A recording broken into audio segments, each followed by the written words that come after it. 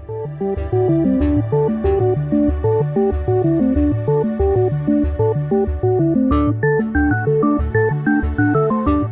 I'm Jason. And I'm my friend Evan. Welcome back to another video of our Minecraft server. We're going to be showing you some of the farms that are kind of close to the town in this video. Yeah, the agricultural district, I like to call it. Yes. So it's just past Lloyd here. I almost called him Floyd. It used to be Floyd, but Floyd died and we replaced him with Lloyd. Yeah. So. Which is kind of a shorthand for New Floyd. Exactly. So the first stop here is the Melon Stand. This was actually one of the first agricultural establishments in this district. However, due to poor building design, the occupants were murdered by zombies in some sort of zombie mess. Still don't know how that was possible, by the way. The too-high fencing is new. No, it wasn't. It was always like this. If it was, there was something on the outside that allowed them to get up over the fence. Okay.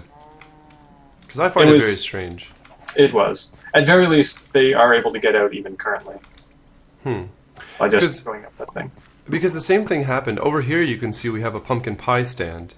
And this was sort of... I made this, I think, in response to your melon stand. And there used to be a villager in here as well to give people pumpkin pie. But now he's gone. Okay, I wonder if the zombies can reach over and, like, attack. I don't know. Skeletons could. Oh, no, skeletons don't track villagers, though. What about spiders?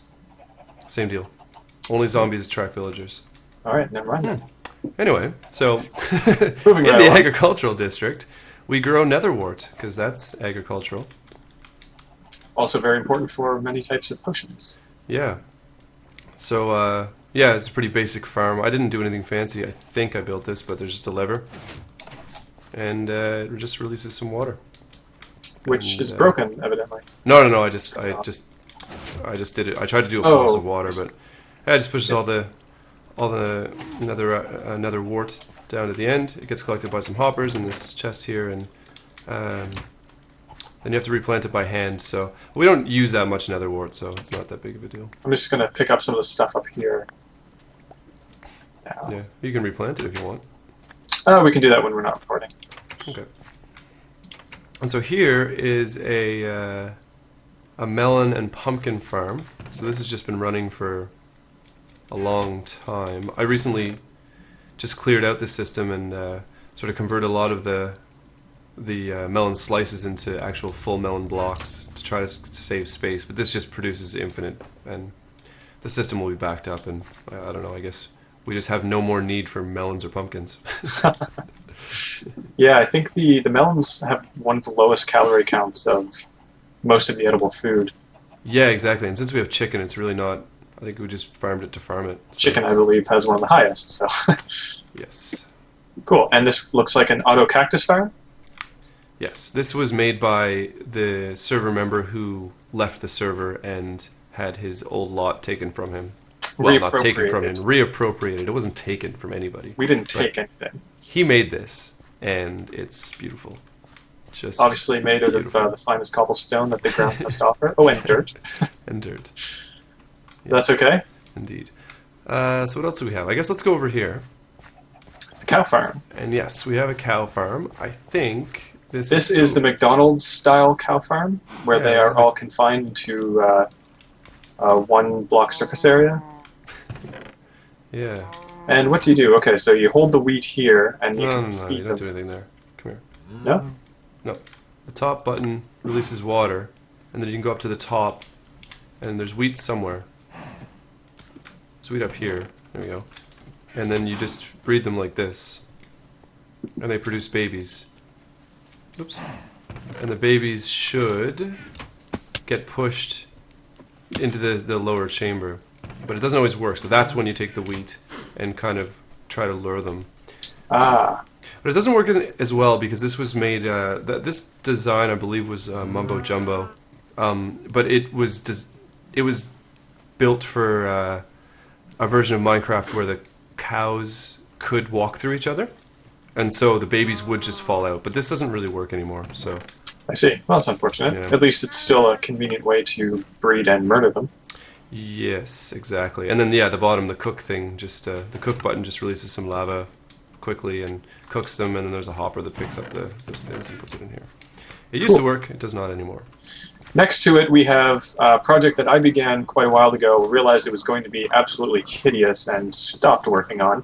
This is a supermarket where a lot of the things that we produce here in the agricultural department, sector, would come and be organized. I was planning some sort of automatic sorting system and whatnot, but like I said, I kind of realized that I didn't have a good idea of what I wanted to build and never really got around to finishing it.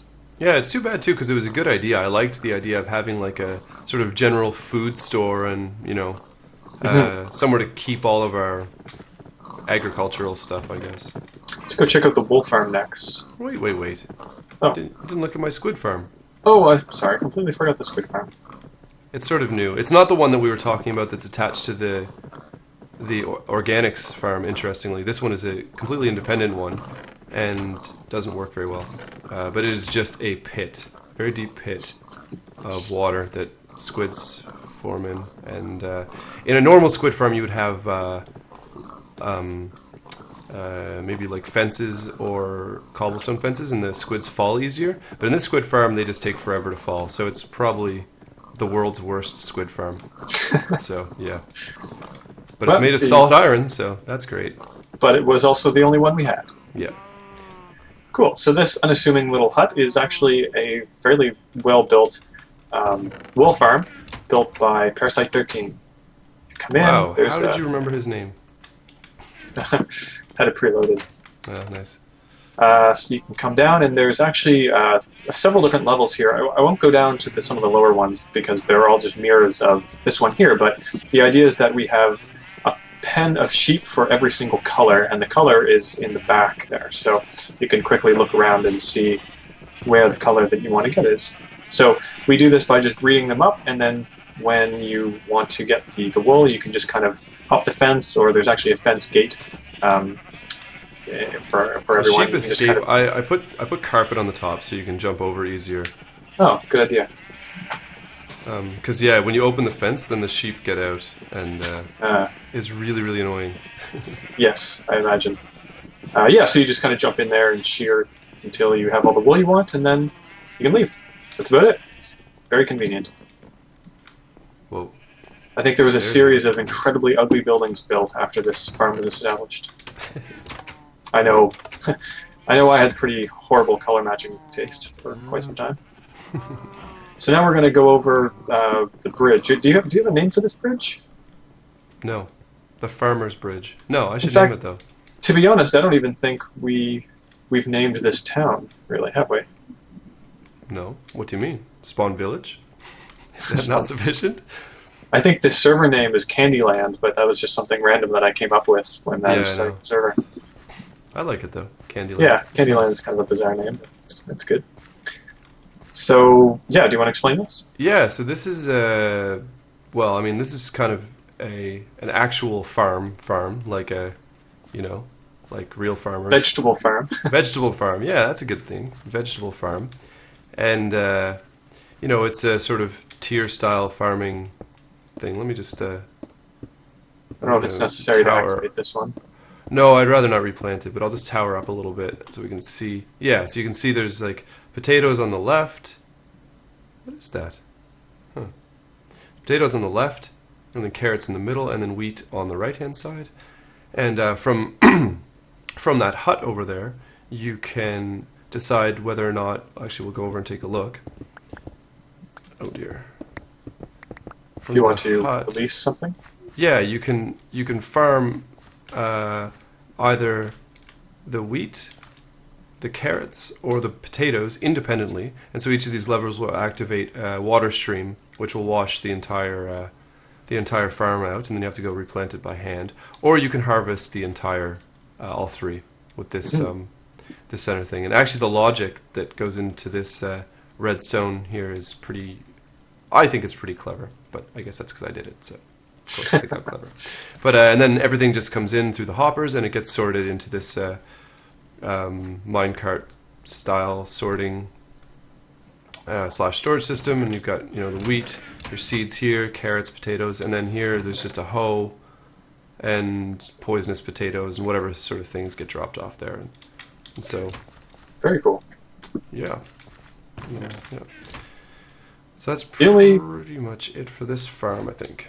The only building that we kind of ignored is the one just across the river here, which was Foon's first attempt at a cow farm, and it was, let's just go with inefficient. Yes.